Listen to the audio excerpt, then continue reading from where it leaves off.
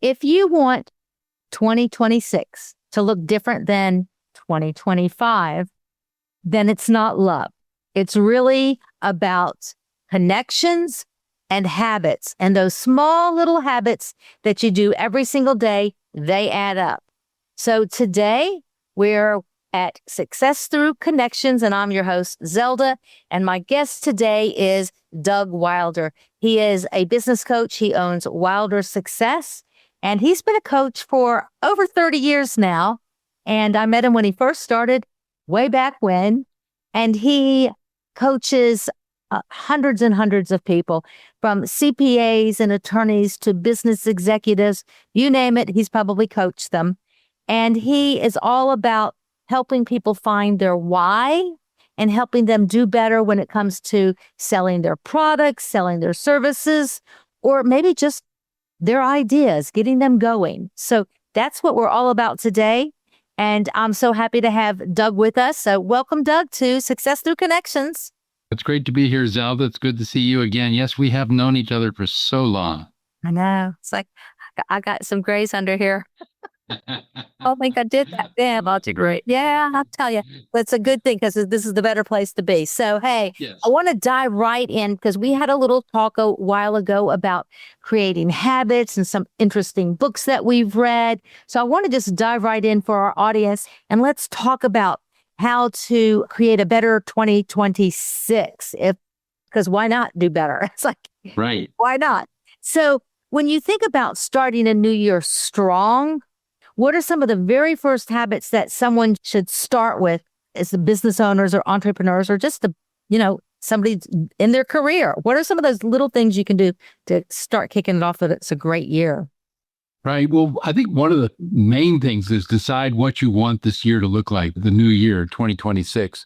Is it going to be just another year, or do you want it to be something really special? And if you want it to be very special, I recommend thinking in bold terms and saying, okay, wow, what if I could do this? And so that's the first step, is deciding what you want. And it could be in the physical world, going to exercise more, or whether it's a diet or whatever it might be that's going to set your life right. Decide what those are. And then financially, what are the activities you need to do to make it a better world for yourself? And also, how are you going to just enjoy life more? So I think coming up with that concept and the picture, and sometimes people draw pictures of it, some people, they write it down. I recommend making it physical. So making it a written plan, or first of all, before you do the plan, written vision of what you want. Because I think that's how things get started. Once you have that, then you get into creating this world, implementing this plan. And that's when we really get into habits. So what's the difference between, coming up with the vision and the goal? Right. Well, the vision, as I always see it, is the long range future of what you want for your life. This is what you see. And then I even break it down into a mission. A mission to me is the first dramatic step towards accomplishing the vision. So yeah, we want world peace, but Mission Impossible says we're going to go knock out the dictator of this Nicaraguan cartel, something like that. So that's the mission. And then sometimes we have a hard time coming up with a mission. And so what a lot of my clients will do is they'll say, well, here are my goals. And sometimes we take a wild goal that they've got for the next several months, maybe the next year, maybe the next couple of years. And we say, okay, that wild goal, let's make that part of the mission. But in any case, that's the goal that we're just going to be focused on. The goals can change from time to time. Mission, in my opinion, can change. And by the way, there's so many different definitions of goals, mission, vision. So you almost have to decide how do you want to define it? And then just set it out there and make it happen. Most important thing is we want you to be successful. True. So I know that one of your books that you love to talk about is Atomic Habits. Yeah. So in that book, it talks about small actions compounded over time is the way to go. So what are maybe some of the smallest networking habits that you can implement that will make the biggest impact? Right, right. So as I'm thinking about some of the habits, what are some of the action steps that you want to take, particularly if it's networking? Okay, so I want to go to 5 meetings this month, let's say. There's a little more than one a week. Normally I do about 20 meetings a week. So, I mean, a month. I know you're the networking king. I know that. You're everywhere. I just love it. I love going to meetings. I love meeting people. So for me, it's easy. But for some of my clients, it's not that easy. So we just say, okay, how many meetings can you make? And if they can make only one, great. Then we're going to make it work. And we say, okay, go to a meeting. Let's say there's 100 people there. And you say, okay, I can't meet 100 people, not even at this meeting and not afterwards too. But maybe there's 3 to 5 people. And so I recommend before the meeting even starts, pick out the number of people that you're going to get in front of, that you're going to meet at this meeting. And let's just say you choose 3. Okay, so 3 people.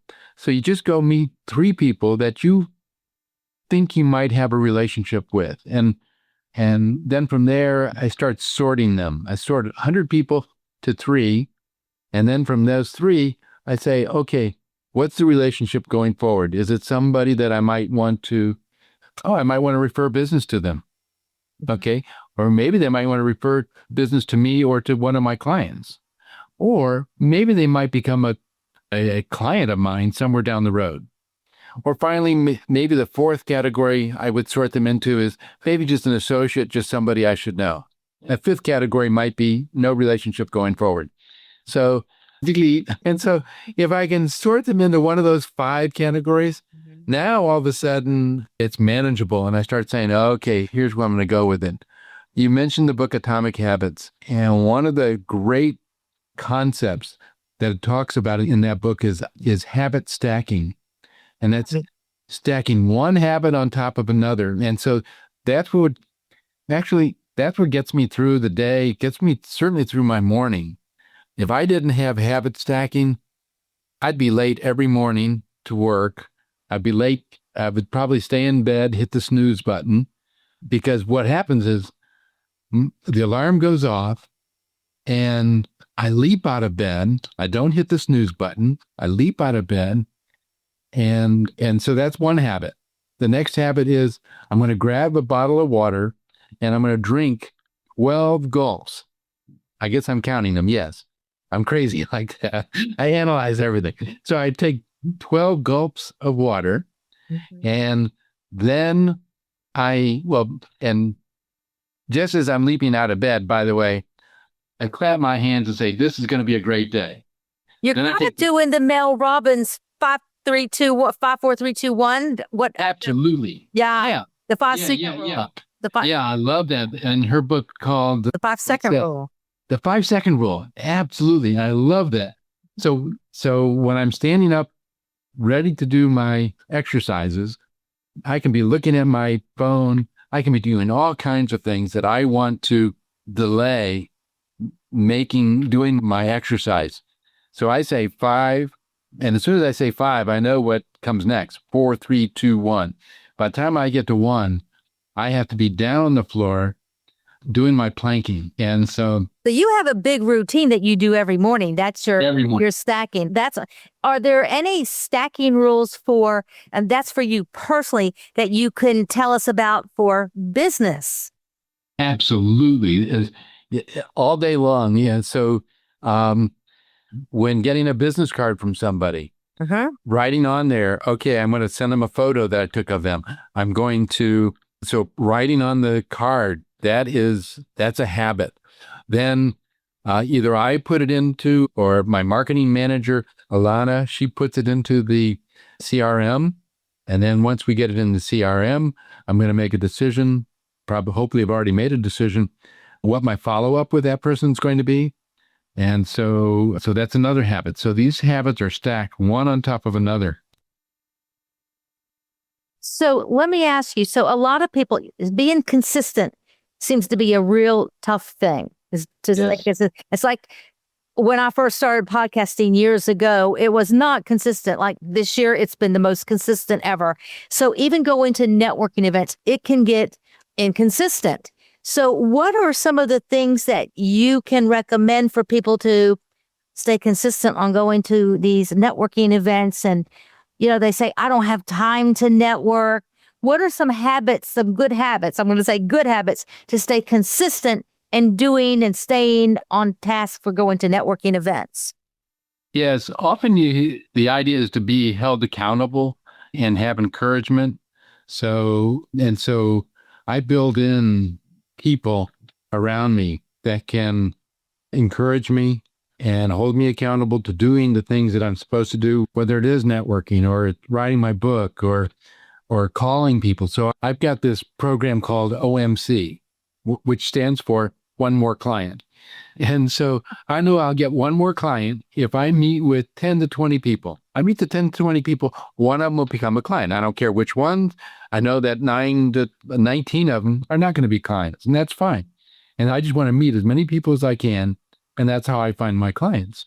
So OMC means, and I have people holding me accountable to it to say, all right, did you make your 5 calls that I need to make for this week to get in front of people? And so it's a pretty simple process, and it just works to have being held accountable for it.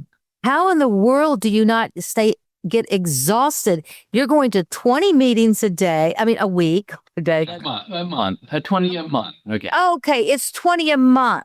20 a month. That's much easier. Okay, I thought you said it was 20 a week. I made that mistake. I said 20 a week. Yeah.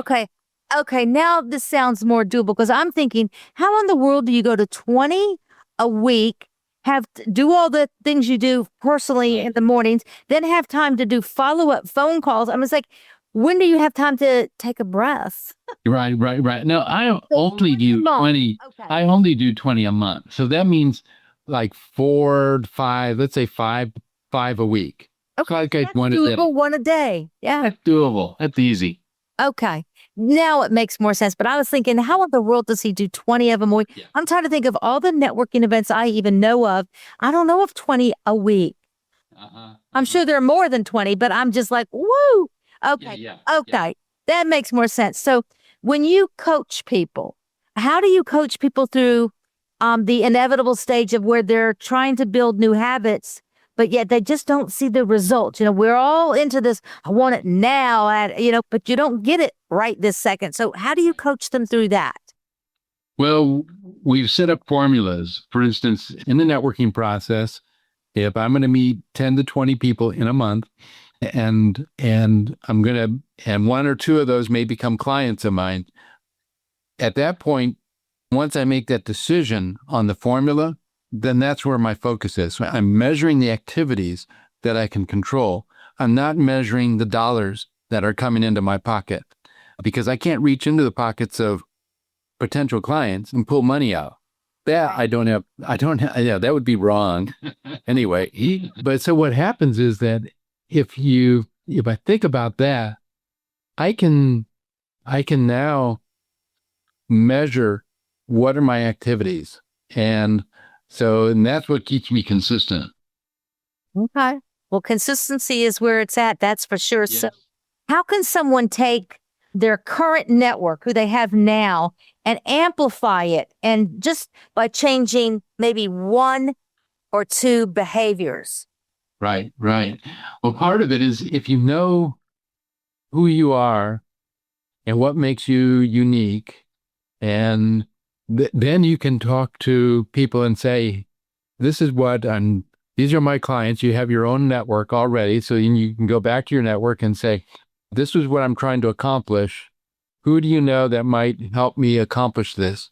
And most people will be happy to help you get what you want. Yeah. And so that's sort of the concept there. Yeah. I think people feel good when they're able to help someone else. It's like, absolutely. It's like charity. It's like, feel good. Makes you feel right. Yeah. In fact, I did that. I think it was maybe even this morning. I'm looking for some very specific people for the podcast. So I just reached out into my network and said, hey, I got some people I want to meet if anyone knows any of these people. Right. Perfect.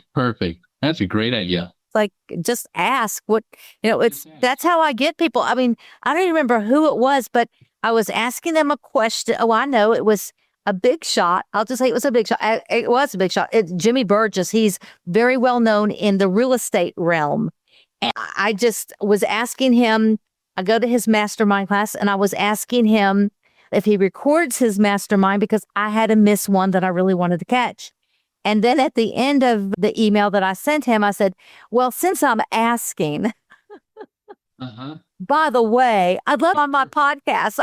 I said, what do I have to lose? Right. And I recorded him about a week or two ago. Perfect. Isn't that amazing? Yeah, what's the worst that happens? They say no or they ignore you. Right. That's right. Exactly. So, yeah, but it works. But you be consistent. That's all. I'm consistently asking people. So what is the one networking habit that people should stop doing because it kills opportunities? Yeah. So one of the things that if somebody goes, some of us call it in the networking business, we call it sliming.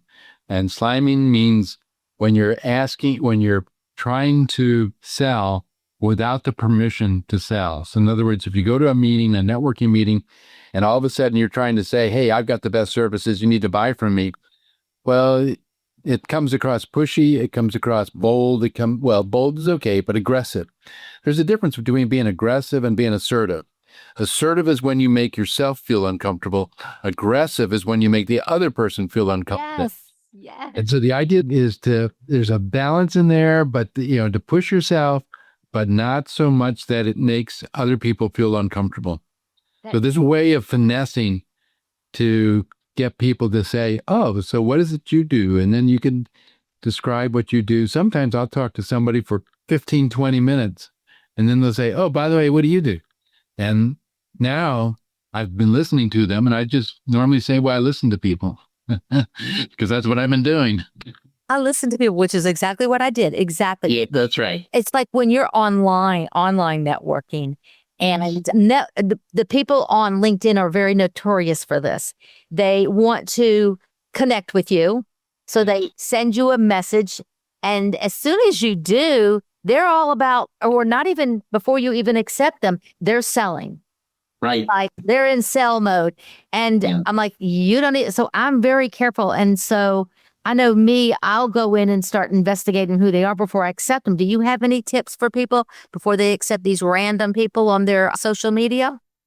Yeah, I delete a lot of people who are requesting to link in with me. So the people that link in with me, there's usually some reason. Either I've met them before, often, or sometimes they're connected in some way and they say, hey, I was talking to Jack and Jack said that I ought to connect with you. Then I'll connect with somebody. If they're from out of town, then I'm thinking, okay, I need to see something from them very quickly that says they are not going to.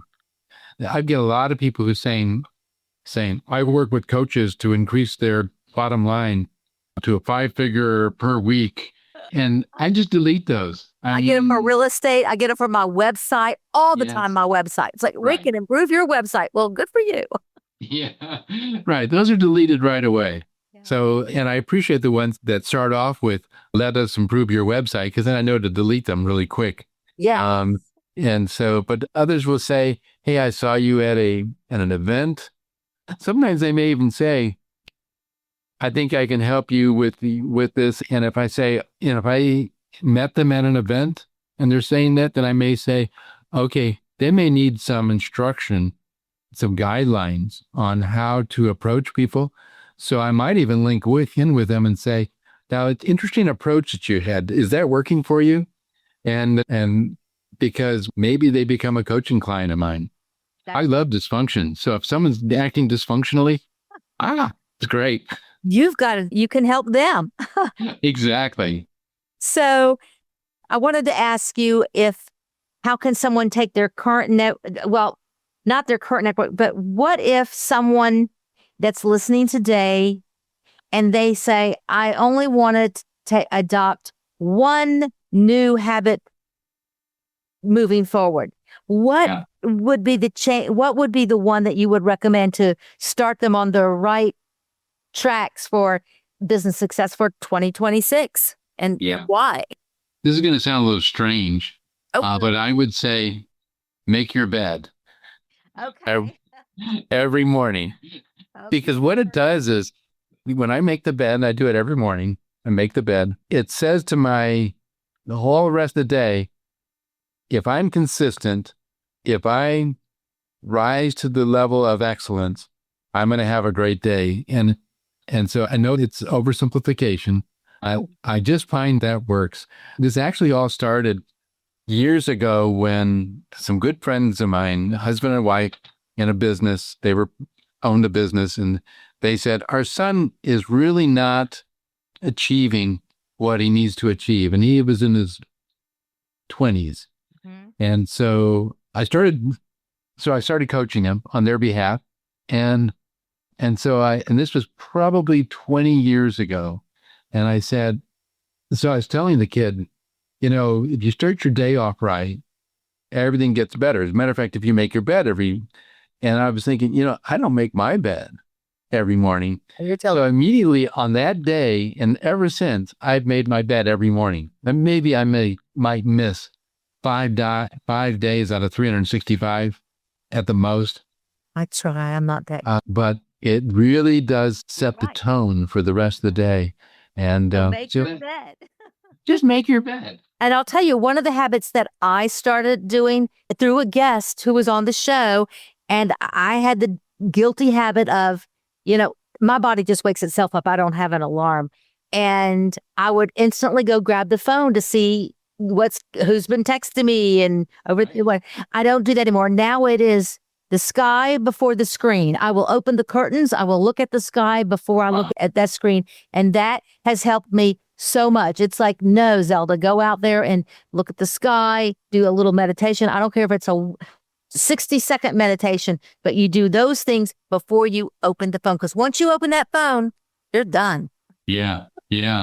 I have just started a walking campaign. So this morning I was up before the sun came up and I was walking in the neighborhood, and then I saw the sun come up and it just set my day off. And I was noticing as I was walking, I wasn't using other than tracking my walking, I was not using the phone. I didn't check the news, didn't check anything. I just out there to look at the architecture and the trees and the people and the dogs. And it was just a wonderful, relaxing moment. That is wonderful. So we're just about at the end of our time here. Yes. I wanted to ask you, how can our listeners reach you? They want to coach, they need some advice, they want to hire you, or I know you've got a book you're in the process of. How do they connect with you, Doug?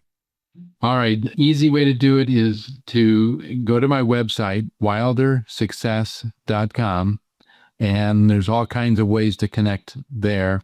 Anybody can email me, DOUG, at Wilder, WILDER, success, SUCCESS.com. Or somebody would just want to call me on my cell phone. I take calls, they call me at 904-705-4567. What happens is if they're not in my database, it'll go to voicemail, and then they just leave a message letting me know how they're connected, and why they want to talk to me. Awesome. And we'll put that in the show notes, so it'll be there. Good. So I have one final question. It is my signature question that I ask all my guests, which is, we're called Success Through Connection. So it's all about our connections. So can you share a brief story of how an opportunity presented itself to you because of a connection that you had? Yeah, absolutely. I was at a networking event, saw a guy that I've seen from time to time over the years, and he knew that I worked on succession planning and getting people who are dysfunctional to start working together. And so he said, I've got this, I'm not a client, but I know this individual who has inherited a business from the parent. The parents obviously passed away, and they need a guiding hand on how to run the business because they had no training, no education in how to run the business.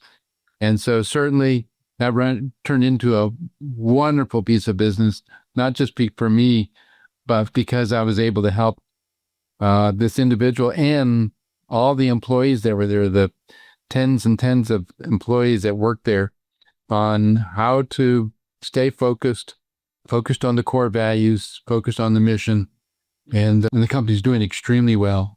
So, yeah. So all through networking, just through connections, it's amazing what can happen. That's so true. That's a great story. And that is the end of our show for this week's episode of Success Through Connections. Be sure that y'all hit the subscribe button. That's how we get to keep going, by you subscribing. And remember that success does not happen in isolation. It happens because of the connections that we have. And in today's world, connections is your currency, and connections that's the power move. So that's what you need to do. So keep reaching out, keep making connections. And until next week, this is Zelda Greenberg with Success Through Connections. I'll see you next week.